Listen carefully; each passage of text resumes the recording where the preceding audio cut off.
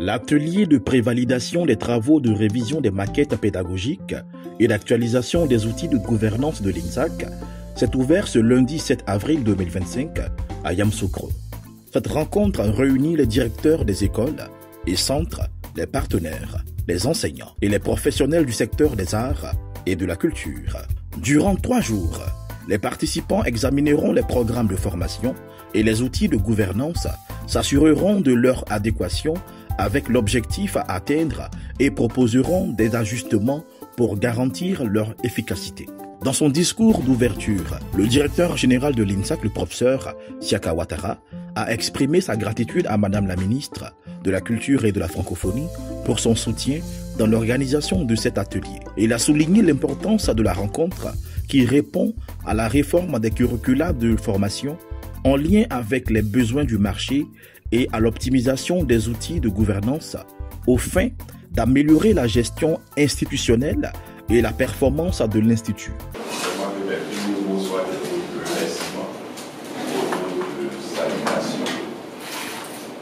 Votre confiance en venant ce matin jusqu'à Yamoussoukro pour ces travaux. Je voudrais saluer le comité d'organisation avec à sa tête monsieur le secrétaire général qui depuis 2 mois déjà travaille sur ce dossier avec un certain nombre d'entre nous. Et puis les travaux s'ouvrent ce matin dans d'excellentes conditions grâce à Dieu. Merci au comité d'organisation. Je voudrais dans ce élan de remerciement saluer les présidents de comité.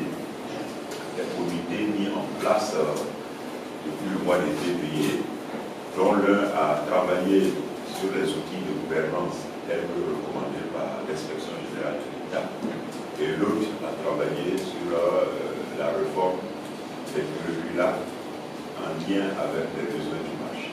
Je déclare donc ouvert cet atelier de prévalidation des outils de gouvernance et de la réforme des curricula de l'INSAC.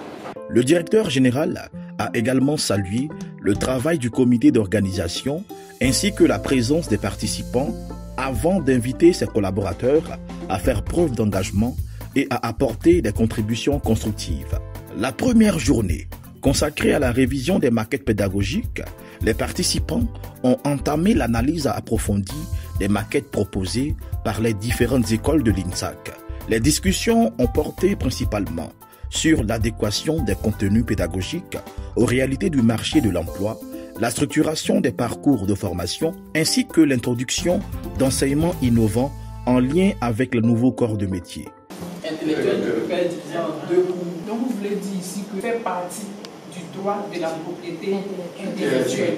Donc, au lieu d'écrire droit de la propriété industrielle, au cours on fera plutôt droit de la propriété intellectuelle partie 1 et droit de la propriété intellectuelle, puisque industriel fait partie d'intellectuel, donc partie 2. Cette première journée s'est achevée par la lecture de la synthèse des travaux de l'atelier. Les travaux se poursuivront demain mardi 8 et mercredi 9 avril avec l'actualisation des outils de gouvernance, notamment le manuel de procédure, le plan stratégique 2026-2030, le règlement intérieur, le conseil scientifique, le code éthique et déontologie, en vue de doter l'INSAC de systèmes innovants pour un fonctionnement davantage efficace et plus dynamique.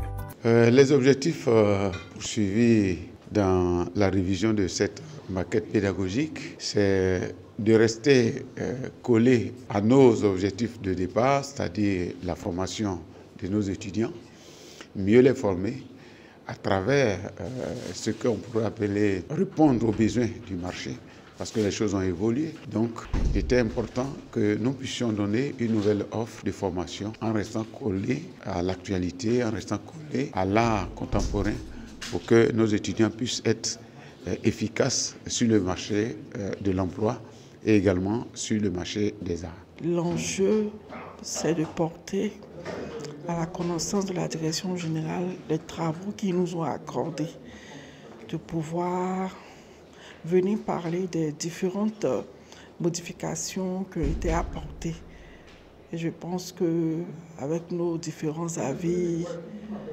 toutes les matières ont été acceptées, hormis la dernière matière de spécialité au cinéma.